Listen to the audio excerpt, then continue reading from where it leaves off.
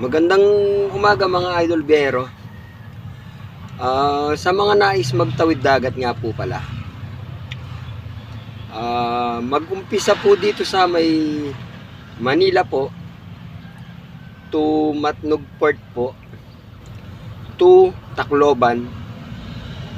Ang diesel po natin ay nagkakahalaga po ng 20,000 for 10-wheeler po. Inuulit ko po, yung crudo pong ito ay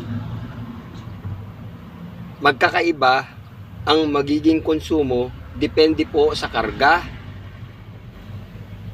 Meaning to say, sa bigat po ng pangarga ng truck or makina po ng truck, rutang dadaanan dahil malalayo po ang diversion road ng mga bayan. Dito sa may Quezon, ganun na rin po ang sa may Calbayog, Samar. Ang truck ko po ay Hino 700, kaya nasa 20,000 to 21,000 po ang diesel niya mula Manila to Tacloban. Ganon din po yung kanyang pabalik, pero hindi man po yun naubos. Ang toll gate naman po natin dito ay umabot lang ng nasa 1 to back and forth na po. Then ang crudo po natin ay nasa 40 to 42 back and forth po. Inuulit ko po, depende po yan sa bigat sa makina ng sasakyan, rutang dadaanan.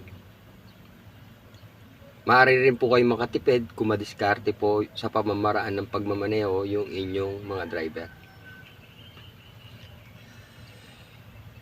Ang bayad naman po sa barko ay nagkakahalaga po ng 3,500 to 8,000. Depende po yan sa sasakyang barko sa Matnog Port.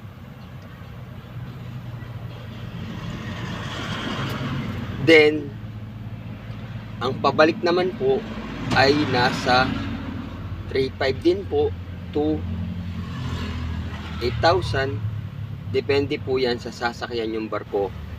Ako po, ang nasakyan po namin ay 4,600 papunta, pauwi naman po ay 4,100. Yun po ang expenses po namin sa barko sa Matnog Port. Kasama na po yung lahat ng kailangan pong bayaran. All in all po, back and port po, 26,000 to 26,500 papunta at 26,500 din po pabalik ang nakonsumo ko sa expenses ko po. Back and port na po yun. All in po. Sa Matnog Port po, ang pag-process po ng barko po dito para makakuha po kayo ng ticket, pagkagaling nyo po ng Sigsal Road, may makikita po kayong booth na sa kanan sa may blue line. Paparada po kayo doon, and then magpapalista po ng cellphone number, name po ng driver, name ng helper o RCR, plate number ng truck. Then may ibibigay po silang papel. Yun pong maliit na papel na yon ay dadalhin nyo po sa one stop shop. Doon nyo po babayaran lahat ng ticket na kailangan nyong bayaran. Una na po dito ang LGU, ang ticket po ng barko, at ang huli naman po dito ay ang tatakpo ng inyong ticket. Then, go na po kayo papunta po sa loob ng port. Bago po kayo pumunta ng one stop shop, magpaparada po muna kayo sa may di kalayuan upang mag-process po. Sana po nakatulong po tayo sa mga kapwa po natin truck driver na maaaring nagnanais na magtawid dagat. Have a safe trip, Idol Biyahero po ang inyong lingkod.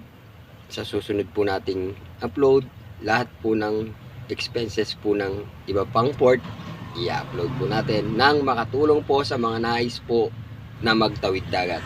Ito po ay para sa mga operator, driver, helper na gustong malaman po ang expenses ng tawid dagat at ng iba pang mga biyahe.